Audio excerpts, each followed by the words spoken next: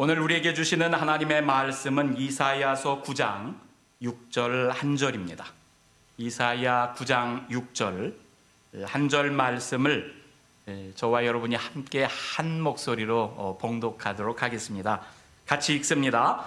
이는 한 아기가 우리에게 낳고 한 아들을 우리에게 주신 바 되었는데 그의 어깨에는 정사를 메었고 그의 이름은 기묘자라 모사라 전능하신 하나님이라 영존하시는 아버지라 평강의 왕이라 할 것임이라. 아멘. 함께 기도하겠습니다. 살아계신 하나님의 영이시여, 이 시간 우리들 가운데 임재하여 주시옵소서.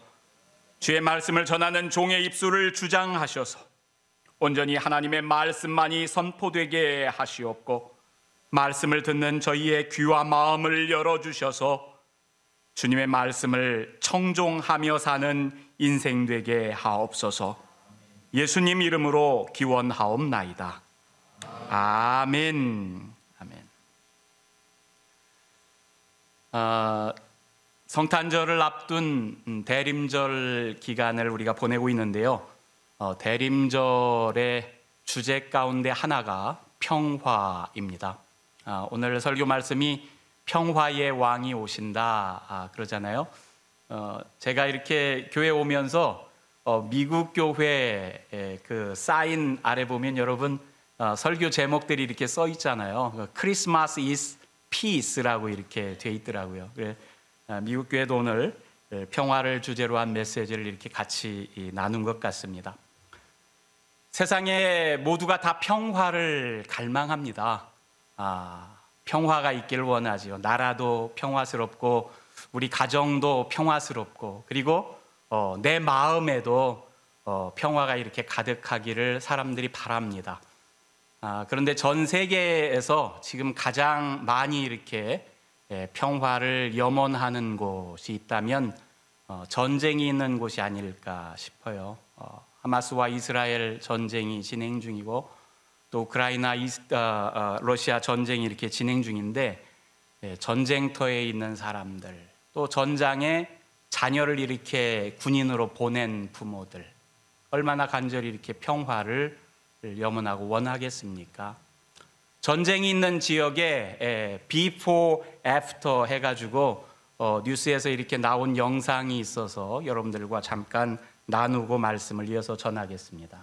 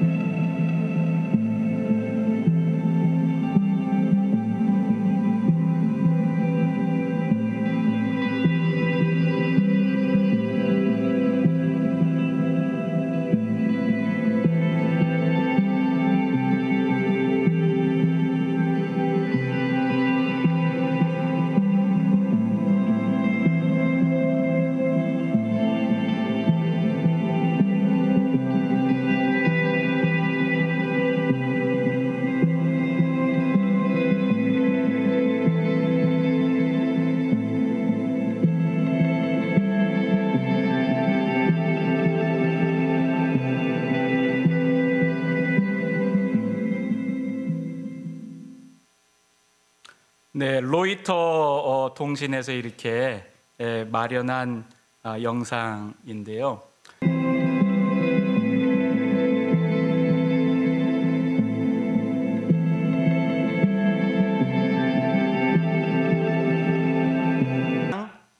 온화하게 우리를 이렇게 자극시키는 이렇게 그런 요소들이 적은 거죠.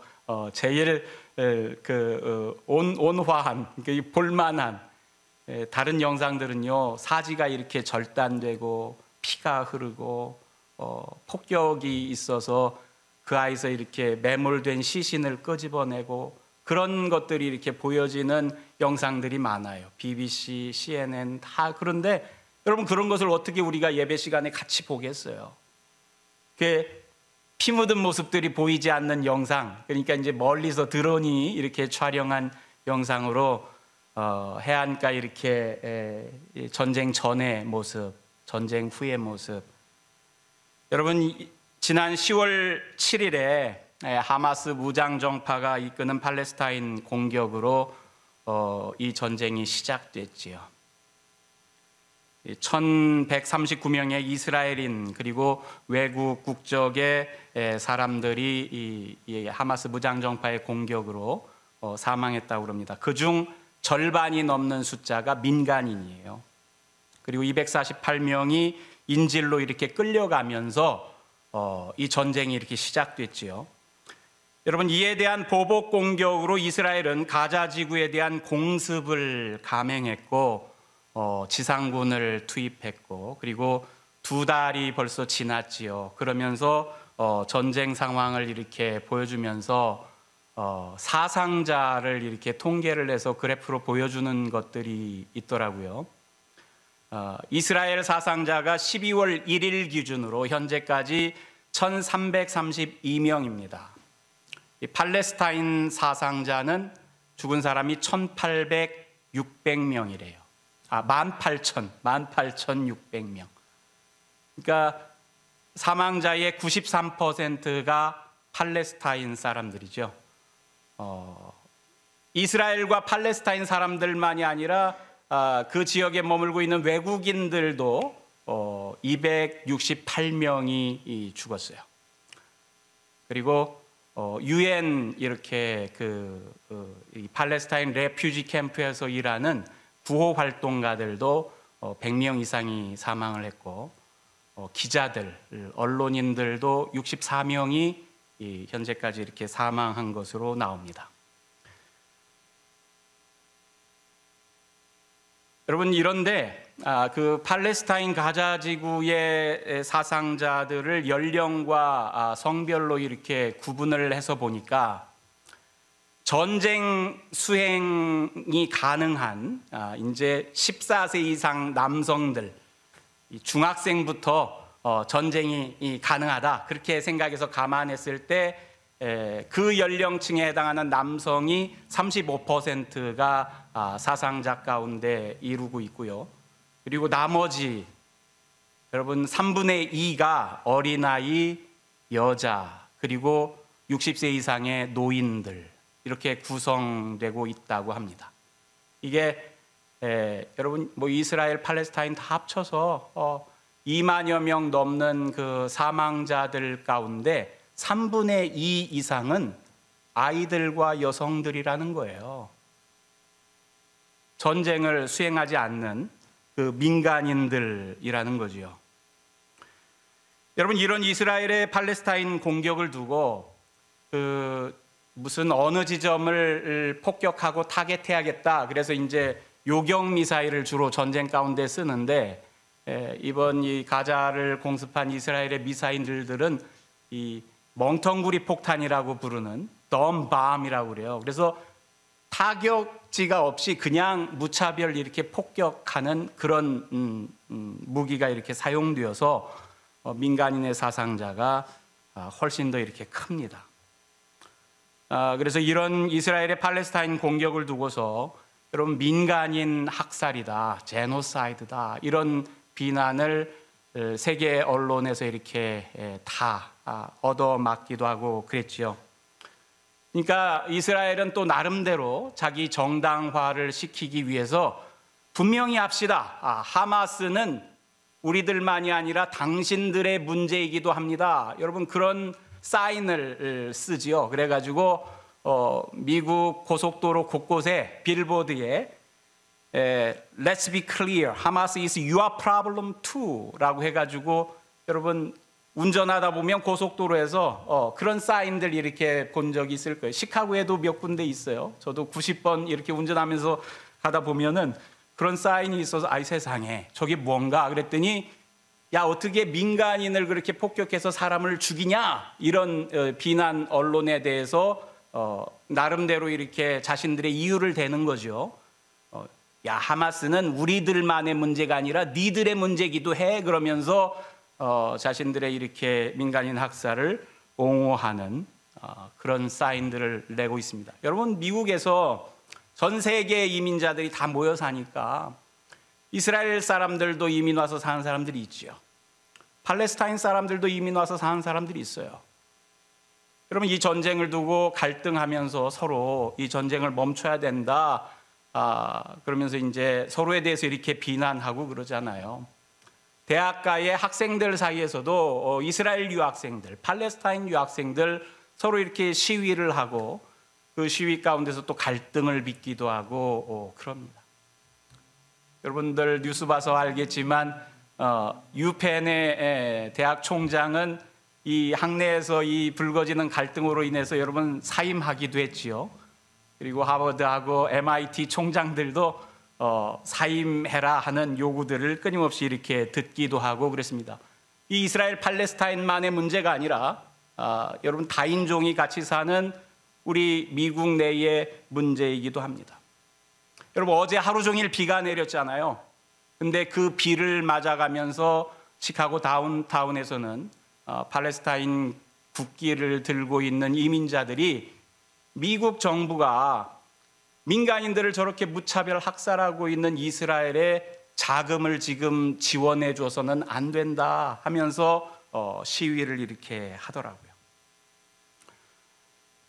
여러분, 전쟁의 시작은 하마스의 그 공격으로 인한 민간인 희생자들로부터 야기됐지만, 그러나 이스라엘의 보복 공격은 이 과한 것은 분명 사실입니다. 여러분, 10배, 20배 가까운 민간인 숫자가 죽어나가잖아요. 이스라엘의 이런 과한 보복은요, 이게 오늘 있는 일만이 아니라 이 3, 4천 년 전에 성경 안에도 이런 이야기가 있어요. 여러분, 야곱의 형이 야곱이 형의 장자권을 이렇게 빼앗았다고 형이 이제 동생을 죽이려고 하니까 도망자 신세가 돼서 한참을 이렇게 외삼촌 집에 가서 살잖아요. 그러다가 또 외삼촌이 또 이렇게 못마땅히 여기고 자기를 이렇게 위협하니까 또 도망자가 되어서 외삼촌에게서 이렇게 도망가는 그 신세를 살다가 형이 자신을 죽일까 자기 고향 땅에 돌아가면 이렇게 이제 늘 두려워 떨던 사람이 마침내 여러분 그 야복 강가에서 하나님하고 씨름한 다음에 형과 화해를 이루죠. 극적인 화해예요. 이 자기를 원수처럼 생각하고 늘 죽일 것 같던 그 형이 드디어 와가지고 자기와 이렇게 더불어서 포옹하고, 그래서는 마침내 평화를 이루는가 싶었던 그때에 야곱에게 새로운 사건이 일어납니다. 이 창세기 34장에 보면 딸 디나가 가나안 사람 히위족 속의 하몰의 아들 세겜이라는 남자에게 좋지 않은 일을 당하지요. 그리고 나서는 그 야곱의 아들들이 그에 대한 복수를 한다고 세겜뿐만 아니라 세겜이 살고 있는 그 성의 성읍들의 남자들을 다 죽입니다. 그리고 그 남자의 아내들 또 자녀들 노략하고 약탈하고 다 빼앗아 오지요. 그런 사건이 일어납니다. 성경은 그것을 이렇게 묘사하고 있어요. 야곱의 두 아들 디나의 오라버니 시므온과 레위가 각기 칼을 가지고 가서 몰래 그 성읍을 기습하여 그 모든 남자를 죽이고, 야곱의 여러 아들이 그 시체 있는 성읍으로 가서 노략하였으니 이는 그들이 그들의 누이를 더럽힌 까닭이라. 그들이 양과 소와 나귀와 그 성읍에 있는 것과 들에 있는 것과 그들의 모든 재물을 빼앗으며 그들의 자녀와 그들의 아내들을 사로잡고 집 속의 물건을 다 노략한지라. 여러분, 성경은 우리에게 친숙한 인물, 주인공이라고 해서 그 사람을 미화해서 그 사람에 대한 것을 좋게 이렇게 이야기하지만 않습니다. 여러분, 야곱을 이야기하는데 야곱의 자제들이 이 자식들이 저지른 제노사이드죠. 한 성읍의 사람들을 다 죽이는 거예요. 남자들은. 그리고 아들들과 아내들은 노략물로 이렇게 빼앗아 오는 그 일을 자행합니다. 야곱이 이 일을 자행한 시몬과 레위에게 이렇게 말하지요.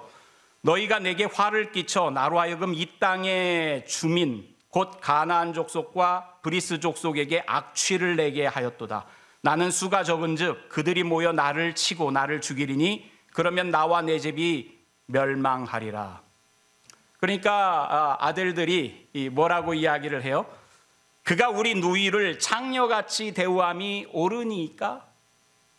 이유가 있지요. 이유가 없는 일이 어디 있어요? 여러분 다 모든 무덤에는 다 이유가 있다고 그러잖아요. 이유가 없이 이 일을 자행합니까? 자기 여동생이 안 좋은 일을 당했는데 그게 옳지 않다. 당연히 옳지 않죠. 그러면은 그 일을 해결하는 이 방식이 옳습니까? 더 옳지 않죠. 더 옳지 않죠. 여러분 야곱의 이야기를 성경은 야곱의 이야기라고 그래도 창세기 전체가 야곱의 이야기라고 그래도 이렇게 적합할 만큼 야곱에 대한 이야기가 깁니다.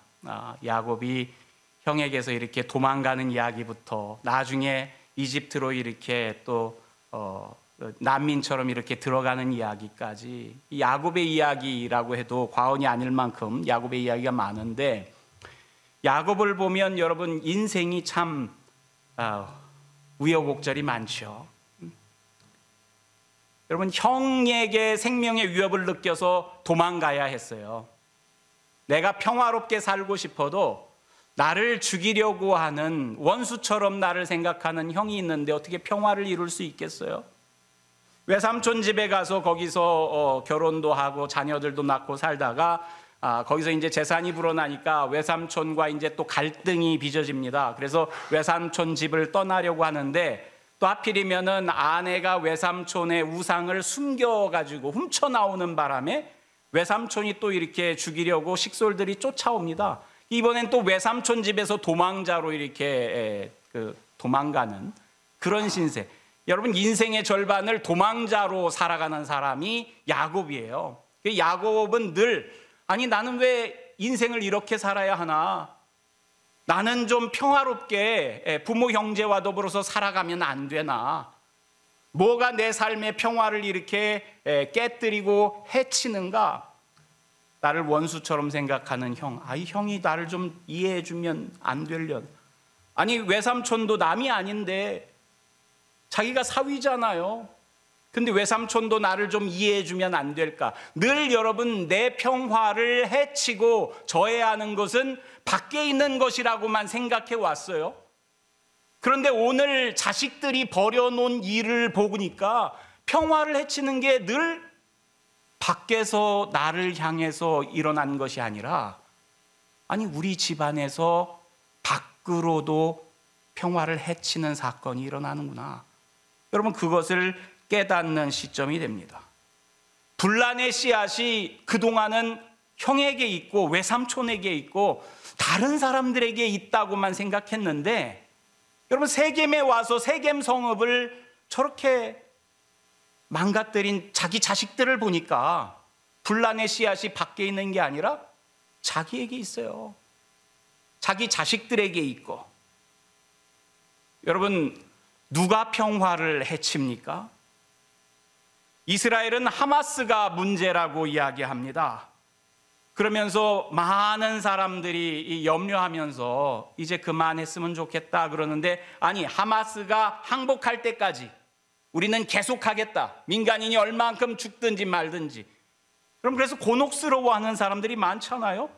이스라엘은 하마스가 평화를 해친다고 이야기합니다. 야곱의 아들들은요 세겜이 디나에게 한 일이 옳지 않다. 세겜이 평화를 해쳤다. 그렇게 이야기를 합니다. 그래서 그 성읍을 도륙하고 노략하고 했던 것마저도 정당화시킵니다.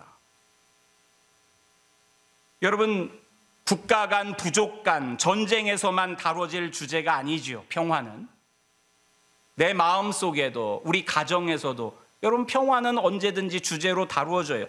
우리 일상의 삶 속에서 평화가 깨지면 누가 평화를 깹니까? 내 앞에 있는 저놈이 평화를 깨. 여러분 그렇습니까? 남편이 평화를 깨고 자식이 평화를 깹니까? 같이 일하는 종업원이 평화를 깨고 코워커가 평화를 깹니까? 여러분, 그렇게 누군가가 깬 내 평화는 그럼 어떻게 회복될 수 있습니까? 내가 당한 만큼 보복하면 평화가 회복됩니까? 하마스에 의해서 우리가 많은 숫자가 죽었으니까 우리는 그보다 10배로 보복하면 평화가 회복됩니까? 여러분, 저 가자 지구에서 살고 있는 부모를 잃은 아이가, 아이를 잃은 부모가 여러분 그 심중에 뭐가 남겠어요? 원한만 가득 남지 않겠어요?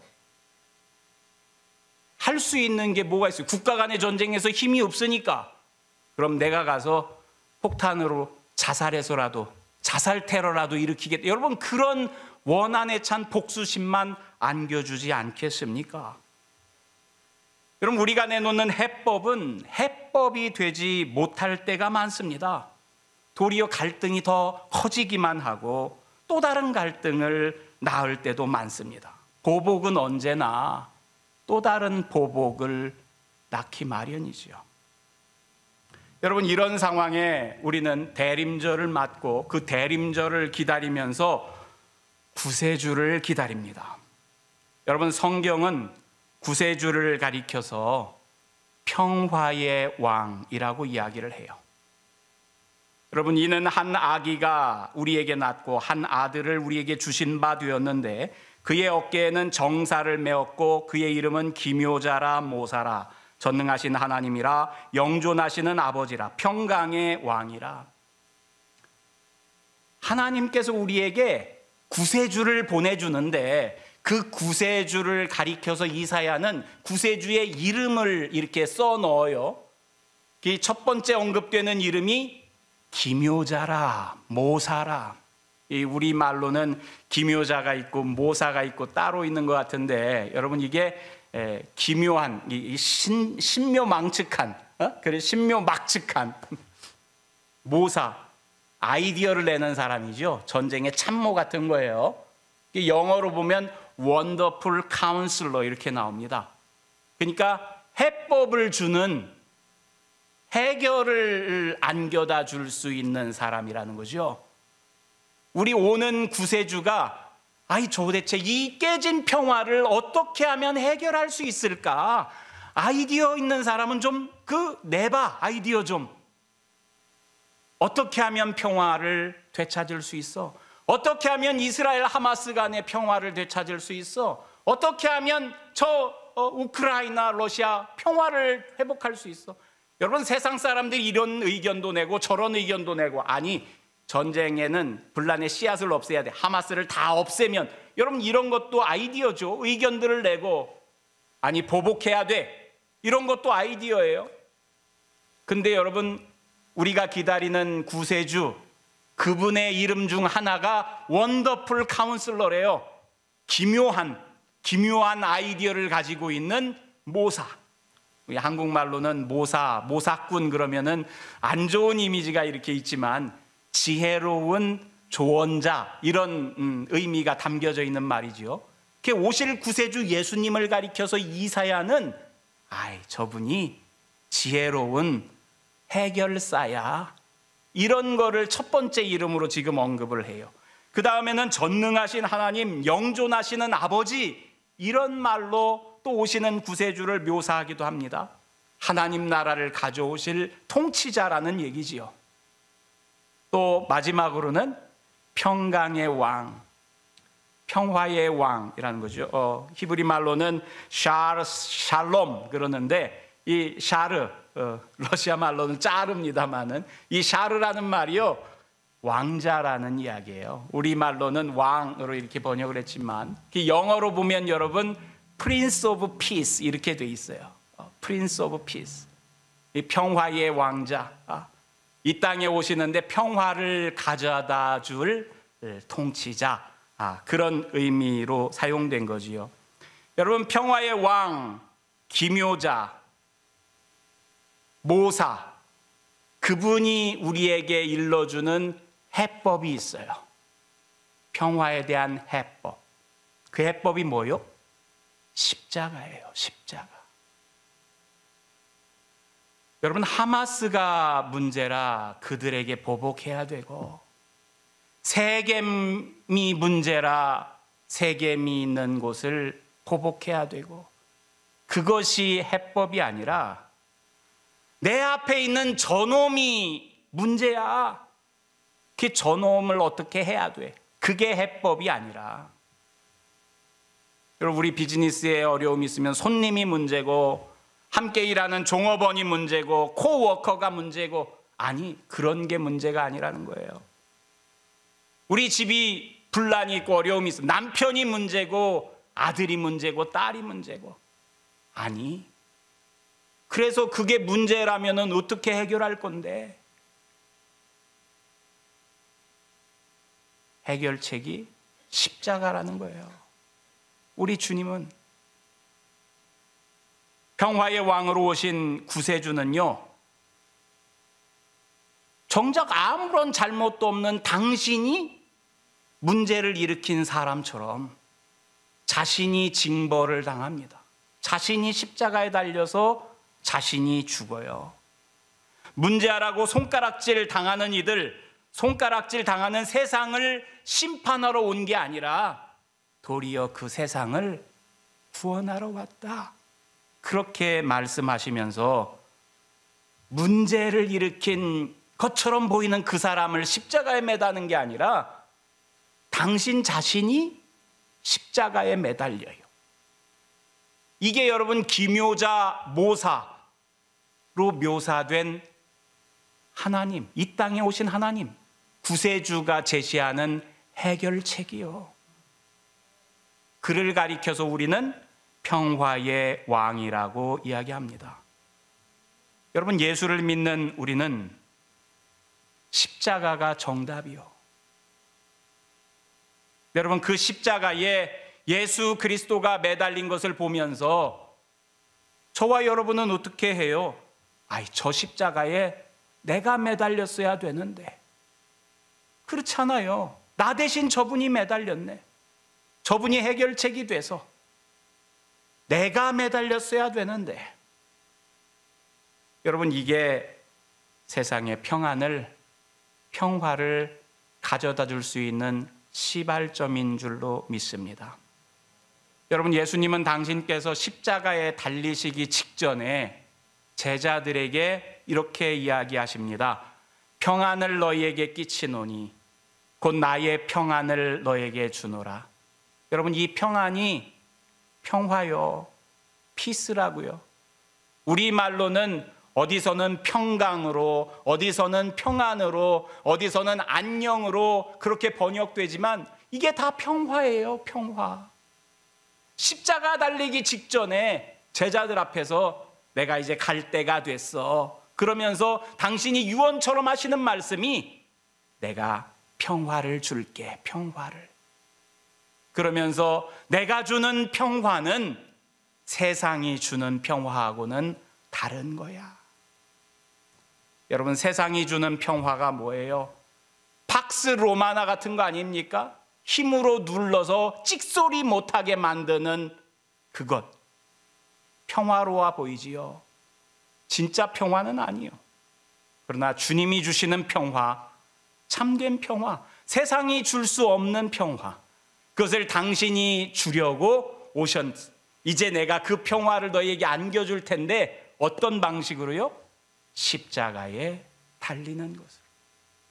십자가에 달리면서 우리 주님은 우리와 하나님 사이의 관계를 회복시키고 평화를 주셨어요. 뭐 사람들 사이의 관계도 회복시키고 평화를 주었어요.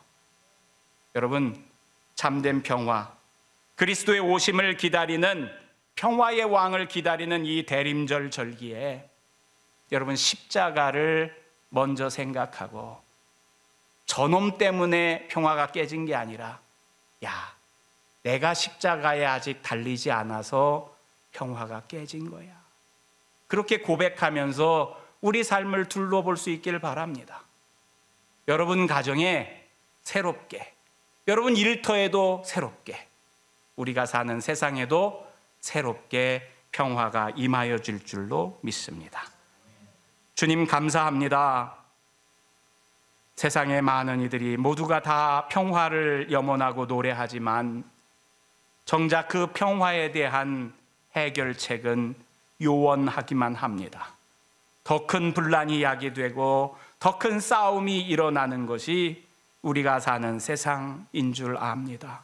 주님, 이런 세상에 당신께서 십자가를 지심으로 참된 평화를 우리에게 주시려고 이 땅 가운데 오셨사오니 저희로 하여금 십자가를 바라보게 하시고 주님 주실 평화를 다시금 심중에 품게 하여 주시옵소서. 평화의 왕 되신 주님을 기리며 저희도 평화의 사자로 세상 가운데 나아가게 하옵소서. 감사드리며 예수님 이름으로 기도드리옵나이다. 아멘.